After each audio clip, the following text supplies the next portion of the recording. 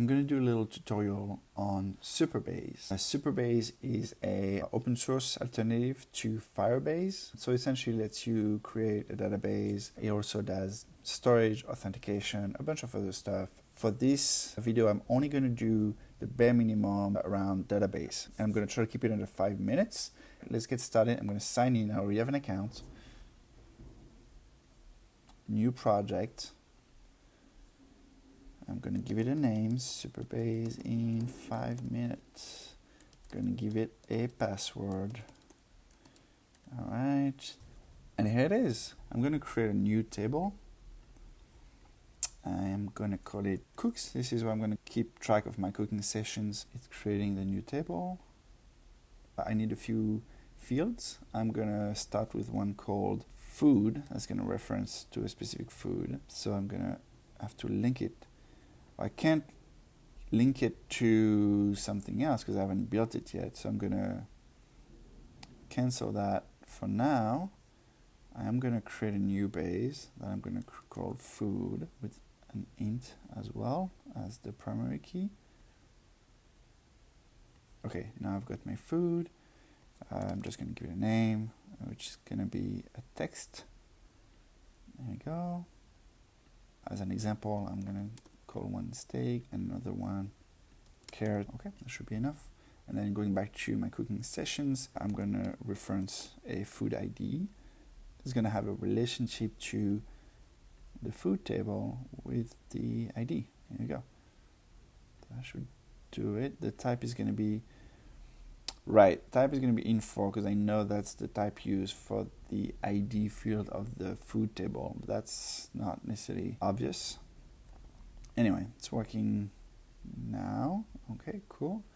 I'm going to also create a temperature that is going to be, actually let's do a float, and then also time. Hopefully it'll make sense when I start creating entries, but that's also going to be a float.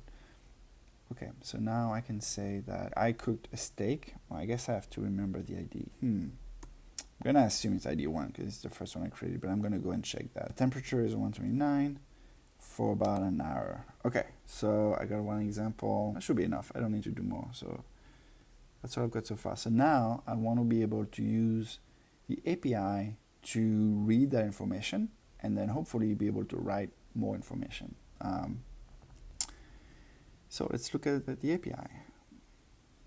I'm going to do a little Replit. I already have an account here as well, so we should be able to get started pretty quickly. I'm just going to create a Python project. I'm going to call it Supabase Python. Okay. If you're not familiar with Replit, don't worry.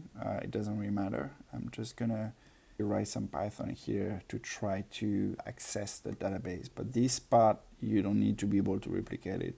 All it does is communicate to Supabase. So now I can request get, and I'm going to start to do requests. I need API key and authorization. So here it is. Okay.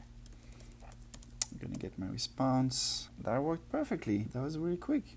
So now how can I write something? So that's to read. Okay. Insert. So it's very similar, except it's going to be a post. Alright, so now I got my post, I got this. I need to obviously pass its data. That's kind of key. So food only had name. So I'm just going to do this. We're going to do onion. There you go. Okay, so now I added onion. Is it here? Yes, it is here if I refresh it. We're going to try to update. The headers are going to be the same. The URL is going to be the same. I'm wondering about this, but I probably do have to pass it the ID. So what if I do this? I'm going to change onion to pasta. Request the food where my name equal onion. Alright, let's give it a try. Steak, carrot, and then I created onion, and then I return pasta. So I should only see pasta in here. Those onions should have been replaced with pasta. It did not. It created a new one. What did I miss? Oh, obvious mistake. It's a patch, not a post. So I just created a new one instead of replacing it. All right, let's try that again. Uh-oh, unexpected. Said failed to pass filter onion. Oh, is that equal thing? Is that how it works? Okay, let's give that a try. And let's try again. Oh, looks like it worked. No errors. That EQ dot thing syntax seemed to have worked.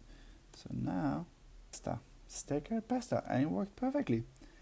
And just like that, I've created the database, added some information, was able to use the API to read, write, and update. And that's it, Supabase in hopefully 5 minutes.